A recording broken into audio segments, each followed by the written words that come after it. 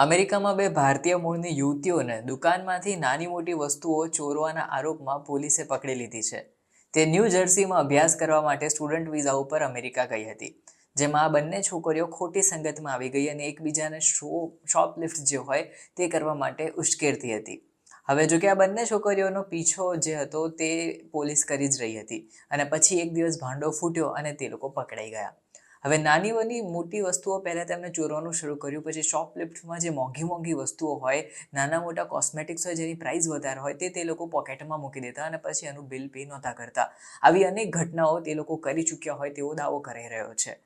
New જર્સીમાં તેઓ અભ્યાસ કરવા માટે ગઈ હતી.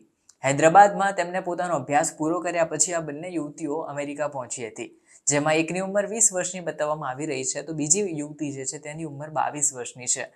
આ બંને એ ભારતીય મૂળની છે અને અહીં ભણવા માટે ગઈ હતી. તે ભણવામાં પણ હોશિયાર છે, પરંતુ આ ખોટી આદત તેમને નડી ગઈ.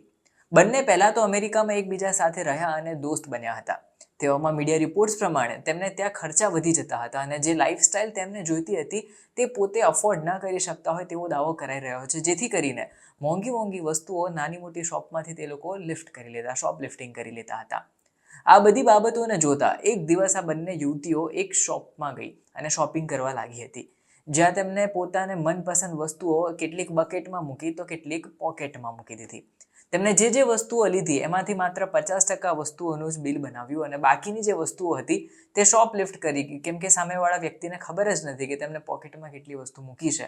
એટલે એવી રીતે તેમને આની પણ ખરીદી કરી લીધી. હવે બંનેને આમાં તો ફાવટ આવી ગઈ. આવી રીતે તે લોકો જ્યારે પણ શોપિંગ કરવા જાય ત્યારે નાની મોટી કોઈ પણ વસ્તુઓ હતા તે પોકેટમાં મૂકી દે અને તેમને થતું કે કોઈ આને નોટિસ નથી કરી રહ્યું. એટલે જે વસ્તુઓ તેમને જોઈતી હતી અને અફોર્ડ નહોતી કરી શકતી તેની તે લોકો આવી રીતે બિલ ચૂકવ્યા વગર ચોરી કરતા હતા. એક દિવસ એક દુકાનમાં આ બંને યુવતીઓ પોતાના આ ટ્રીકથી જ શોપલિફ્ટ કરવા પહોંચી હતી, પરંતુ સીસીટીવી કેમેરામાં આ વખતે તેમની હરકત કેદ થઈ ગઈ હતી. શોપના માલિકે તાત્કાલિક તેમની શંકાસ્પદ પ્રવૃત્તિઓ જોઈ અને તેમને શોપલિફ્ટ કરતા જોઈ એટલે પોલીસનો સંપર્ક સાધ્યો હતો.